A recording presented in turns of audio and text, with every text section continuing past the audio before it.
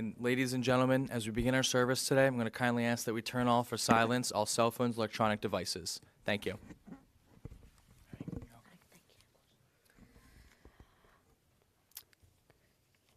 Hello, my name is Cantor Jana Schachter, and I am the Director of Religious Services at Lionsgate, the retirement community where Rose lived for 5 years.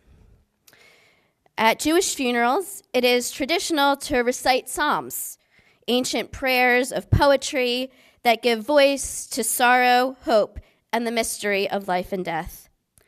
For generations, Jews have turned to these words to express what's in the heart when ordinary language falls short. We recite them not only for comfort, but as a way to honor the soul of the one we've lost. They are a gift of prayer we offer on their journey. One of the most familiar and cherished of these is Psalm 23. Mizmor LeDavid, Adonai roi lo echsar, binot deshe yorbitzini, ame menuchon yenahalini, nafshi shavib, yanchini v'magalei tzedek, Leman Shemo, Gam Ki Elech, Begates Amavet, Lo Yirara, Ki Ata Imadi, Shivtecha Umishantecha, Hemayena Taruch lefanai shulchan neged sorerai dishanta v'Hashem en roshi kosi revaya ach tov v'chesed yirdefuni kol yemei chayai Vishavti beveit Adonai leorech yamim. Please join me if you know the words in English. The Lord is my shepherd, I shall not want. He maketh me to lie down in green pastures. He leadeth me besides the still waters. He restoreth my soul. He leadeth me in the paths of righteousness for his name's sake. Yea, though I walk through the valley of the shadow of death, I will fear no evil, for thou art with me. Thy rod and thy staff, they comfort me. Thou preparest a table before me in the presence of mine enemies. Thou anointest my head with oil. My cup runneth over. Surely goodness and mercy shall follow me all the days of my life, and I will dwell in the house of the Lord forever.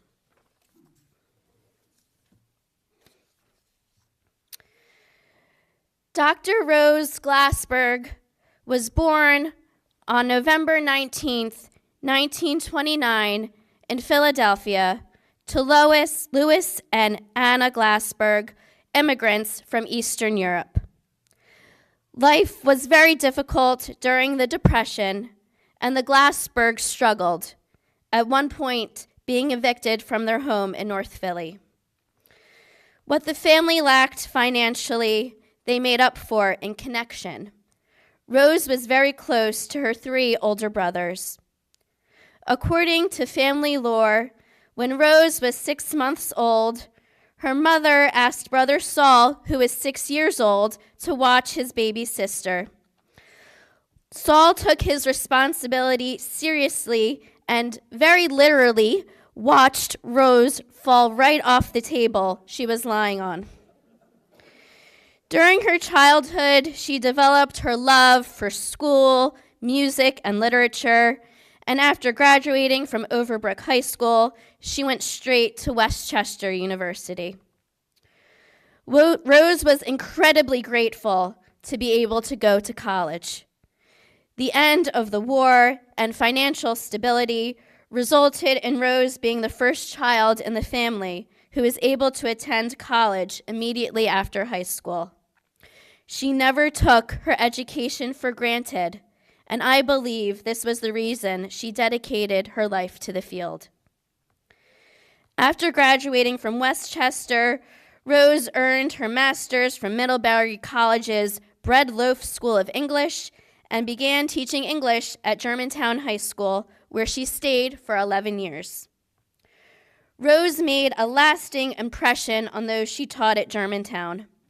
Shortly after I started working at Lionsgate, Rose reunited after 62 years with one of her students who said that Rose was the reason she went on to become a teacher. Despite her love of teaching high school, Rose really aspired to teach college English. She was motivated to make a career move in November 1963 when President John F. Kennedy was assassinated. Rose was quoted as saying, "I thought, life is too short. Now is the time to go for it." In 1964, she began her 27-year tenure at Glassberg State College, now Rowan University. I could spend the next several hours listing all of her accomplishments and the awards she received during her time teaching at Rowan, as well as her 18 years as president of AFT Local 2373, and then as leader for 25 years of the Retirees Chapter. Instead, I will share with you Rose's own words about what her time at Rowan meant to her. In her article, Recognizing My Good Fortune and My Role, which was published in a centennial collection of memoirs by Retirees Chapter AFT Local 2373, Rose wrote about how she felt entering her final year as president. She said, "I loved teaching English, all aspects of it. I also loved helping train prospective teachers of English.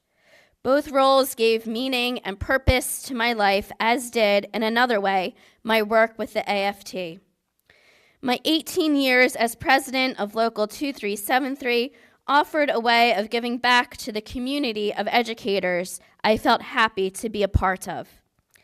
I was proud to be president of a teachers' union and saw the union's role as providing us with rights we deserved, thus making our work less stressful and more fulfilling. As I enter my last term as president of this wonderful organization, I would have felt less than honest if I did not share with you how much I have gained over these past 25, 45, 55, and now approaching 70 years since my first teaching job. I thank you all for your support and pledge mine so long as I remain." Rose also led a vibrant life outside of her work. She loved spending time with her family and friends, and every August brought them together for a party. She was a serious bridge player and traveled with her dear friend Muriel on trips to play bridge. Rose embraced with pride all of the stereotypes about the unmarried school teacher. She enjoyed making orange marmalade, baking, and she really loved her cats. Madel, Moish, Heidi, Tiger, Peggotty, and Belle Canto Kaufman, named not only after Rose's love of opera, but also after Belle Kaufman, author of Rose's favorite book, Up the Down Staircase, about a young, idealistic inner-city English teacher. With the exception of her cats, Rose brought all of her passions, hobbies, and community-building skills with her when she moved into Lionsgate in 2020. She organized duplicate bridge games, served on the Residence Council and the Sunshine Committee, and attended the many lectures and programs that the community offers. However, the two biggest impacts she made during her time at Lionsgate were through her Hamantaschen baking and her short story club. Rose started selling her famous Hamantaschen to raise money for the scholarship funds she helped create when she was union leader. In 2022, inspired by her great niece living in Germany, who told her of a local baker selling Hamantaschen to raise money for Ukrainian refugees, Rose decided to start fundraising at Lionsgate. Rose baked and sold about 30 dozen Hamantaschen and raised $750 for Ukraine. She continued fundraising in 2023 and 2024, selling Hamantaschen to support Lionsgate's Music Guild and the future of classical music. Rose was a teacher to the end and took her short story club seriously. She loved that the club allowed her to continue teaching literature without her having to grade papers. She took attendance at each meeting, and if you had at least 3 unexplained absences, you were politely dismissed from the group. Rose loved living at Lionsgate, and she loved living in a Jewish community. Although she was not interested in Jewish practice or ritual, she possessed what we call a deep Yiddishkeit, a Jewishness in the way she lived her life. As her colleague and dear friend, Dr. Jay Chaskas, told me, her Yesala, she lived and breathed Jewish values: commitment to justice, kindness to strangers, tolerance, leadership, integrity, learning for its own sake, tzedakah, charity, and the list goes on and on. As another colleague, Dr. Bill Kushner, said, Rose fought for the underdog, speaking truth to power. You can't get much more Jewish than that. When Rose's health began to decline, she decided to switch from reading short stories with her group at Lionsgate to reading poetry. The first and only poem she chose was The New Colossus by Emma Lazarus, which is the famous poem that is inscribed on a pedestal of the Statue of Liberty. Yesterday, when Rose's family told me this was the poem she chose, I got chills, not just because of the political statement Rose was making, but because I recognized the similarities between Rose and Emma Lazarus. Emma Lazarus was born in 1849 in New York. She traced her ancestry back to the first group of Jews who came to America fleeing religious persecution. Lazarus never married, dedicating her life to her writing and to her work as an activist. She fought for economic reform and worked tirelessly to help Jewish immigrants fleeing Eastern Europe. She wrote the poem, The New Colossus, to raise money for the construction of the Statue of Liberty. Poetry was her marmalade and Hamantaschen. She was told that the statue would be of great significance to the immigrants she was helping when they sailed into the harbor. The poem is her expression of empathy to refugees. I think it's appropriate to end with reciting the poem as Dr. Rose Glassberg lifted her lamp, not just for the underdog, but for everyone she met and will be mourned by. May her memory be a blessing. Not like the brazen giant of Greek fame, with conquering limbs astride from land to land. Here at our sea-washed, sunset gates shall stand a mighty woman with a torch, whose flame is the imprisoned lightning, and her name, Mother of Exiles. From her beacon hand glows worldwide welcome. Her mild eyes command the air-bridged harbor that twin cities frame. Keep, ancient lands, your storied pomp, cries she with silent lips. Give me your tired, your poor, your huddled masses yearning to breathe free. The wretched refuse of your teeming shore, Send these, the homeless, tempest-tossed to me. I lift my lamp beside the golden door.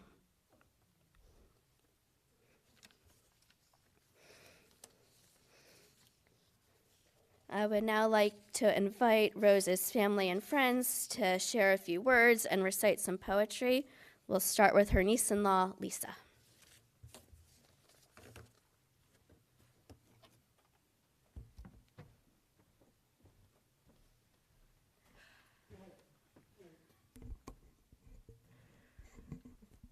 Thank you, Cantor Jana. That was magnificent. Rose would be very pleased because you listened very well and closely yesterday. It was a pleasure listening to, being able to talk to her. You held the space for us. I met Rose on the 4th date I had with her nephew, David Glassberg. It was in August 2013. At one of her tour de force end of summer affairs at the clubhouse at her condominium in Uxbridge, where each year she threw a grand catered party to which she invited her favorite people. It was an honor to be invited to that party. And in retrospect, I see this was the perfect way to meet the quintessential Rose through her many parts. It was Rose the organizer, Rose the sender of love, Rose the celebrator of her friends, her colleagues, and her family, Rose the creator of beautiful moments, and Rose the connector of people. As was the case with many people in the attendance there, many of us did not just attend the parties. We helped make the parties alongside her. Rose had a genius for mobilizing people to a single purpose. That purpose had us toting giant coffee makers, table linens, chafing dishes, boxes of champagne flutes down the spiral staircase from the second floor storage area of her condo into a car to be driven through the parking lot to the clubhouse.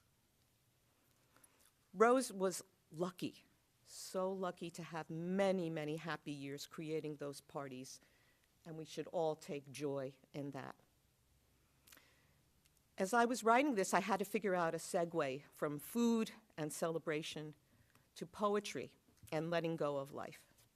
But a scan of Rose's bookshelves in her apartment showed us that she made it easy, because her well-worn cookbooks are snugged right up to her many anthologies of short stories and poetry and grammar books.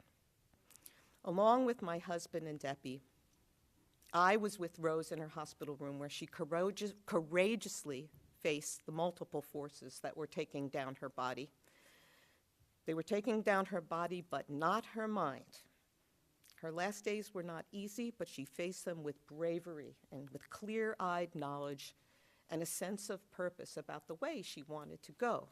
Now, her niece, Deb, had the brilliant idea to bring a particular book of Robert Frost's poems to the hospital. And this was a special book. It was a gift from Rose to David in 1965. It was published in 1959 as an anthology of Frost's poems for children. Frost dedicated it to his mother, and the written dedication, I imagine, was something that definitely must have resonated with Rose. To Belle Moody Frost, who knew as a teacher that no poetry was good for children that wasn't equally good for their elders. So her message here was, this wasn't children's poetry, something watered down and patronizing. Again, we see Rose, the promotion of excellence and highest standards in art, and the method and the elevation of a method of teaching that did not talk down to or pander to children. It was elevating and enlightening. Rose held this book in her lap for hours in her hospital bed, focusing on 2 poems. On one page was a poem that Frost is famous for and that my dear sister-in-law will read, spoiler alert. And on the facing page was this poem, and it's called come in. As I came to the edge of the woods, thrush music. Hark! Now, if it was dusk outside, inside it was dark. Too dark in the woods for a bird by sleight of wing to better its perch for the night, though it still could sing. The last of the light of the sun that had died in the west still lived for one song more in a thrush's breast. Far in the pillared dark, thrush music went, almost like a call to come in to the dark and lament. But no, I was out for stars. I would not come in. I meant not even if asked, and I hadn't been. The poem obviously speaks of darkness and death represented by the woods, and the thrush's song is calling the reader to come in, but there is also light represented by the stars. But the writer here is playful and defiant. She scrutinizes the invitation, and she makes her own decision to not come in. She is out for stars. But then, on top of that, she understands that maybe this isn't all about her. She wasn't asked in the first place. Darkness is a part of the journey, but we have to look beyond it and make up our own minds and decide. To me, that is the quintessential Rose. She taught young minds to make up their own minds. And Rose, you will be forever in our minds and hearts. Hamakom v'yinachem.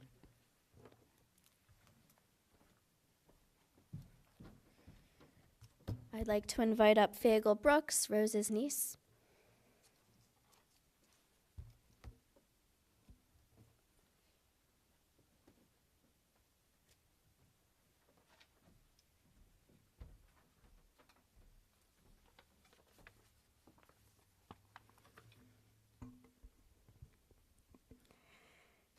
I told Aunt Rose at her birthday party in November that she would be surprised how much she lives in my head and how many bits of wisdom and insight I hear spoken in her voice. In the early 1980s, when her house burned to the ground and consumed everything she owned, including a beloved kitty, she said to me some months later, "At first I thought, why me? And later I thought, why not me? Why should I be exempt from what others suffer?" What a stunningly honest assessment, and what a healthy, instructive, stabilizing perspective. From profound insights like that to tidbits of practical wisdom offered when the occasion called for them, like when I was recovering from surgery, and she said, "Energy is not stamina. Pace yourself, my dear."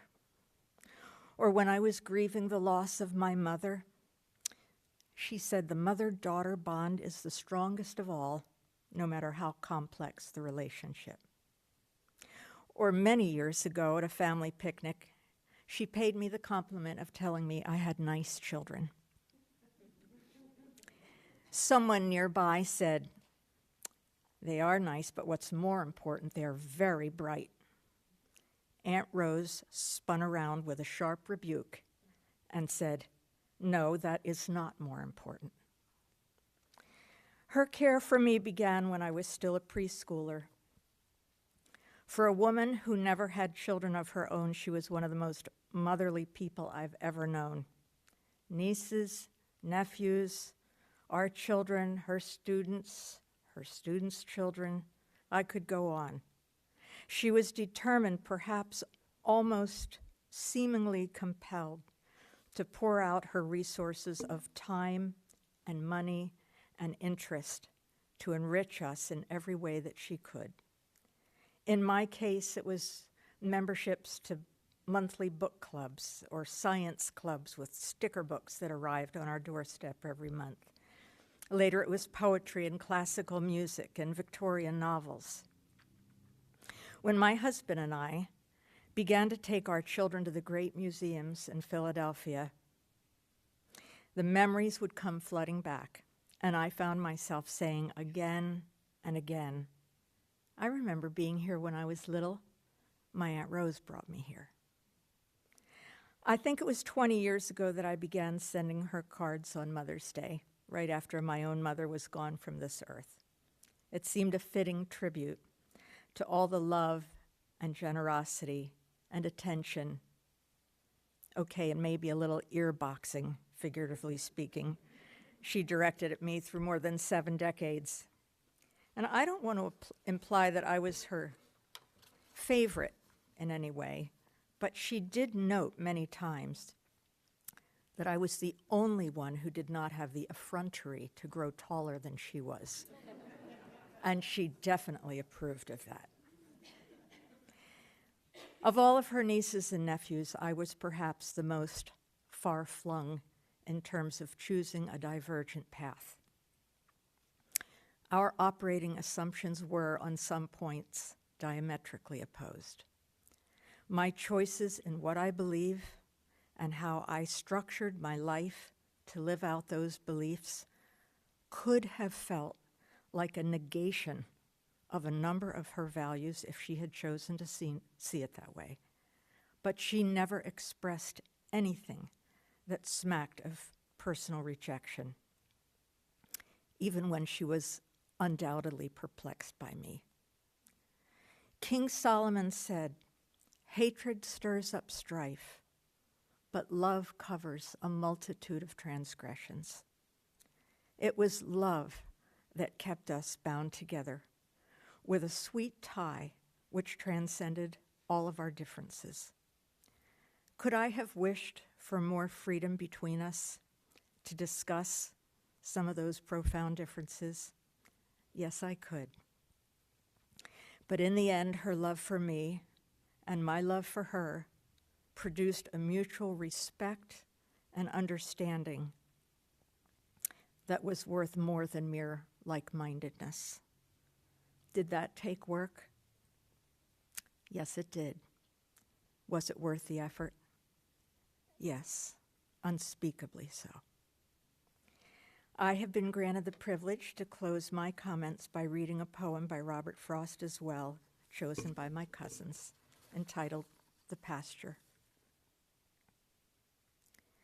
I'm going out to clean the pasture, spring. I'll only stop to rake the leaves away and wait to watch the water clear, I may. I shan't be gone long. You come too. I'm going out to fetch the little calf that's standing by the mother. It's so young. It totters when she licks it with her tongue. I shan't be gone long. You come too.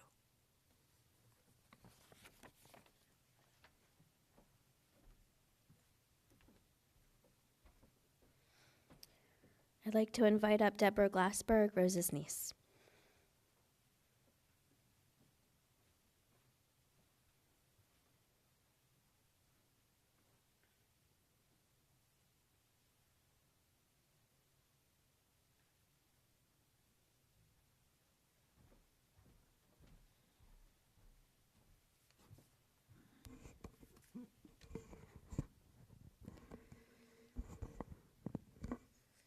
First, thank you very much. We threw so much information at you yesterday, and you put together, I agree with Lisa, absolutely amazing, absolutely wonderful eulogy, which we will cherish.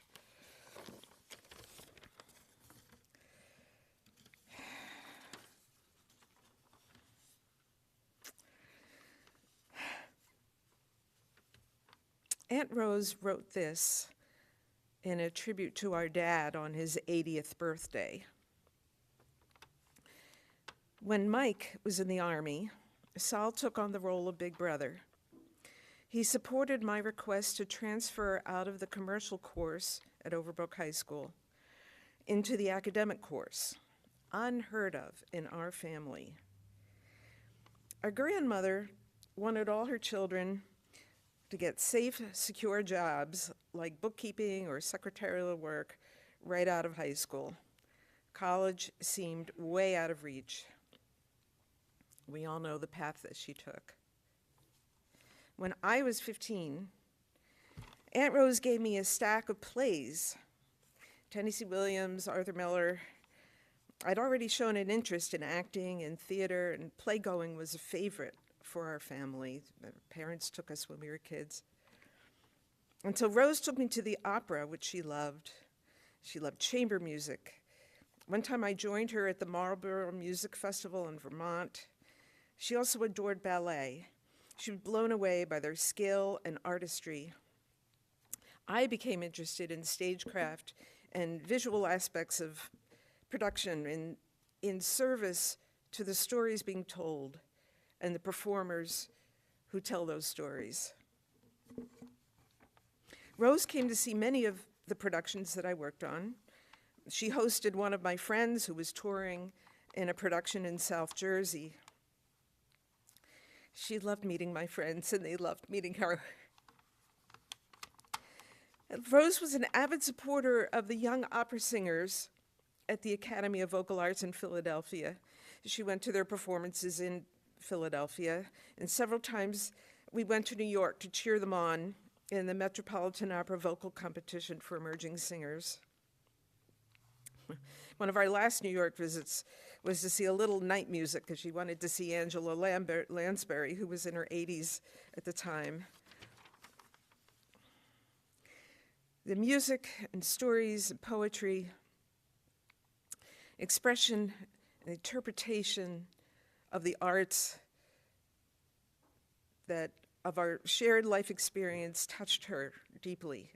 And no matter how young you were, no matter how old, no matter where you started in life, she wanted to share that and give others a chance to learn, to write, to speak for themselves, even if she corrected your grammar.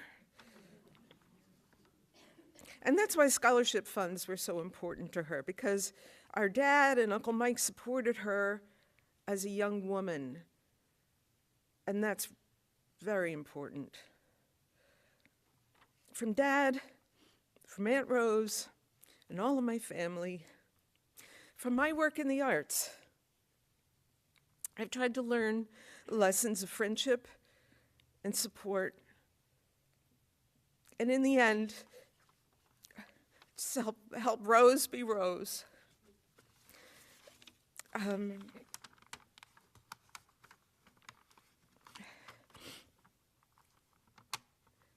She had a long life. I'm very grateful. And now I'm reading another Robert Frost, a favorite. Stopping by woods on a snowy evening. Whose woods these are, I think I know. His house is in the village, though. He will not see me stopping here to watch his woods fill up with snow. My little horse must think it queer to stop without a farmhouse near, between the woods and frozen lake, the darkest evening of the year.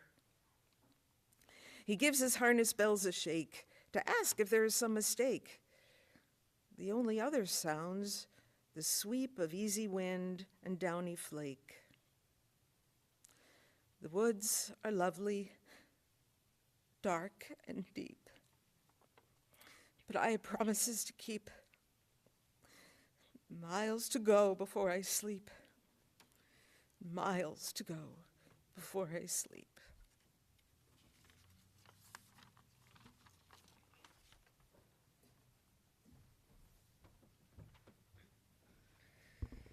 I'd like to invite up Joanne Connor, Rose's dear friend and colleague.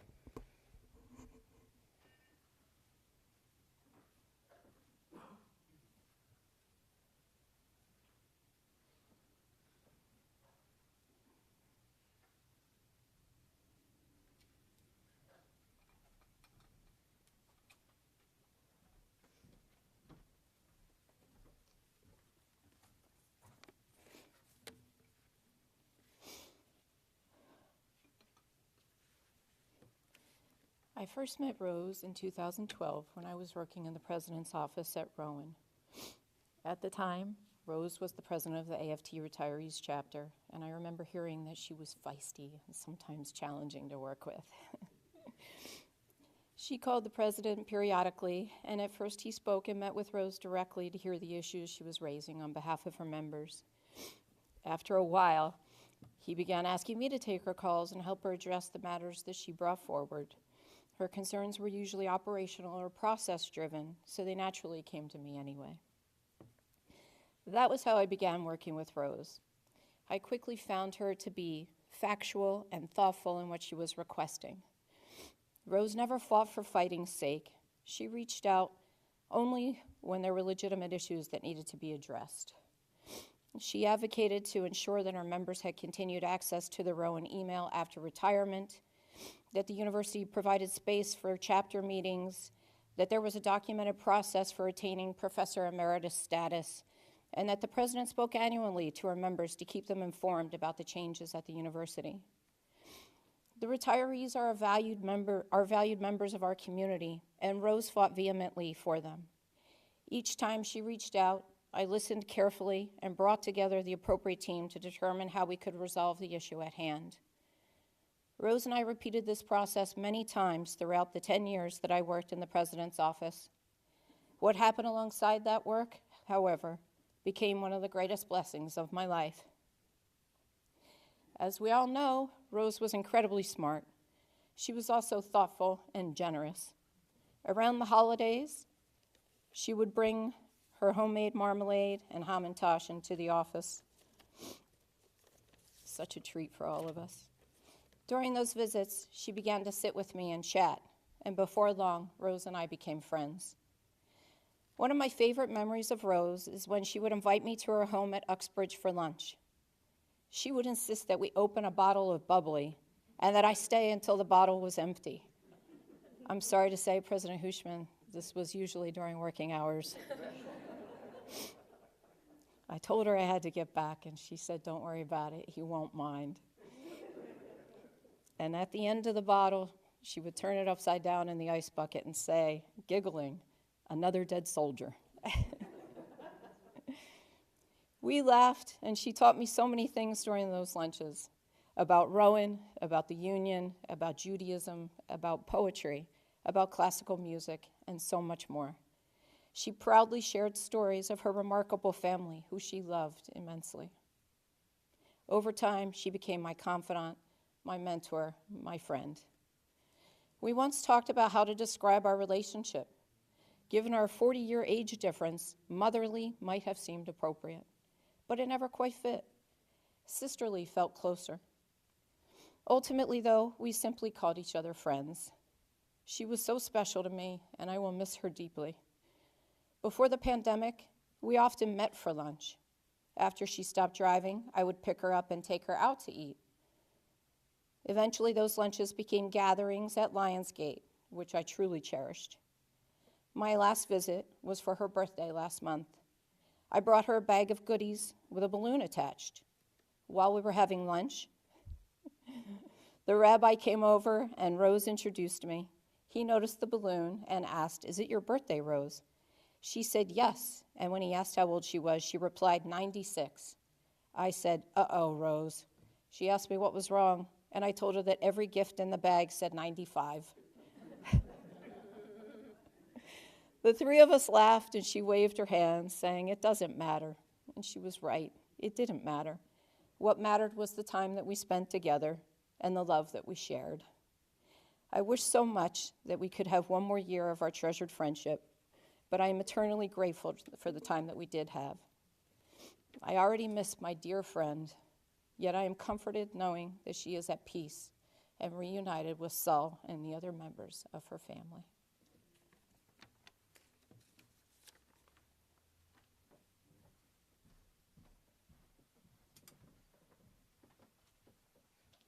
I'd like to invite up David Glassberg, Rose's nephew.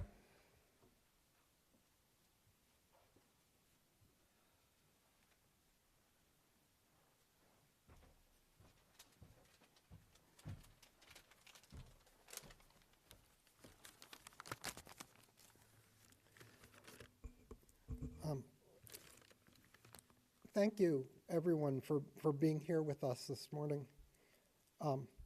As you can tell from how I'm dressed, I didn't expect to be speaking here today. Not quite yet. In the ways that matter, Rose was a youthful 96.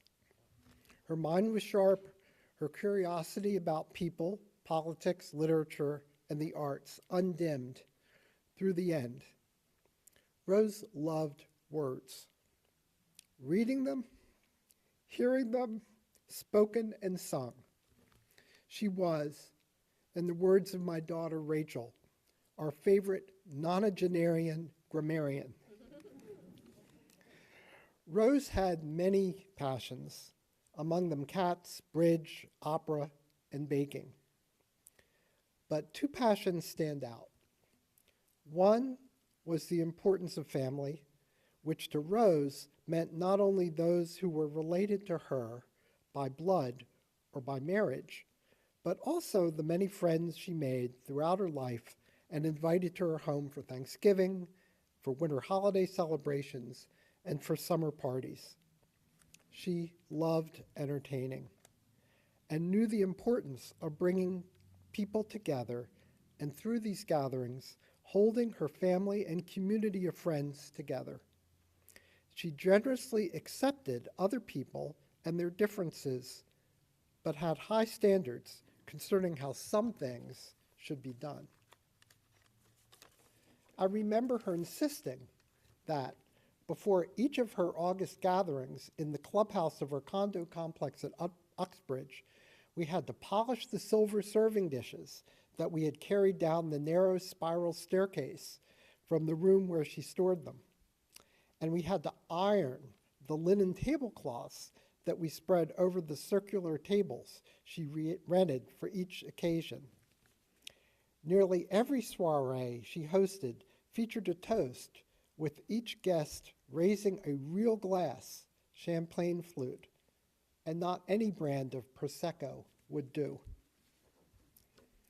In addition to family and hospitality, Rose's other outstanding passion was a powerful commitment to public education. Deep down, she knew that good public schools and teachers had lifted her and her three brothers and herself out of poverty, and she dedicated her life to trying to pay that debt forward. That meant not only becoming a public school teacher herself, not only becoming an exemplary teacher of teachers at Rowan University, but also being a fierce and unwavering advocate for public education and for educators throughout her leadership of the local chapter of the American Federation of Teachers.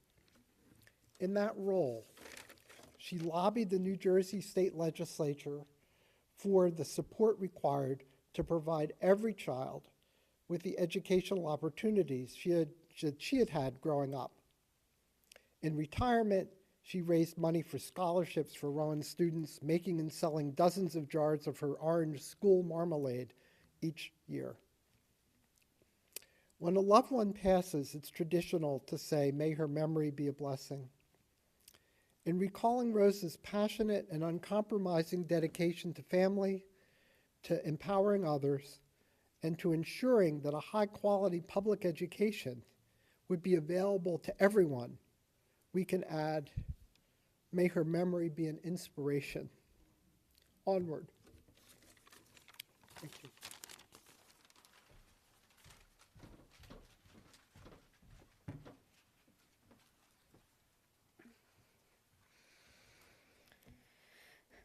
Before we conclude with a memorial prayer, I'd like to remind you that burial will follow this service at Montefiore Cemetery in Jenkintown, Pennsylvania. And at 7 o'clock tonight, there will be a Shiva at Lions Gate in Commons Hall. You would use the entrance to the independent living part of the community. Please rise as you are able for El Malay Rachamim, the prayer over the soul of the departed.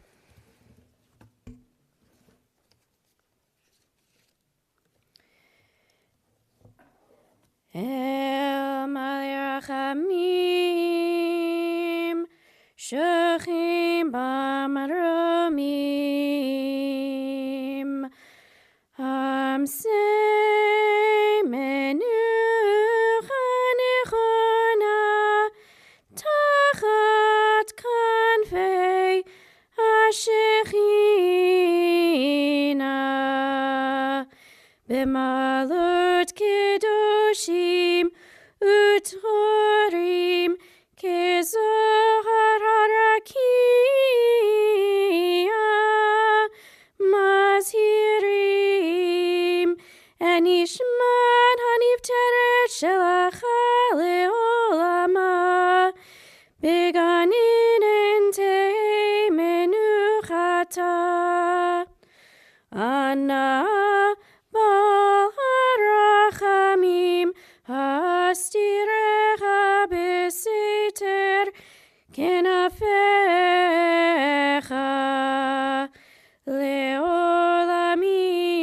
Leolamim Utzror, Utzror Mitzror HaChaim En Nishmata Adonai Hu Nachalata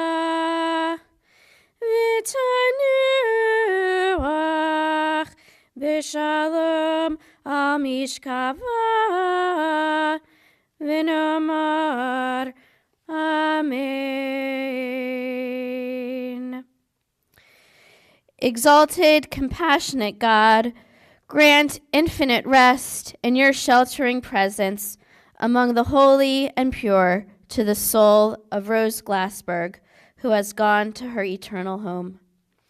Merciful One, we ask that our loved one find perfect peace in your eternal embrace. May her soul be bound up in the bond of life. May she rest in peace.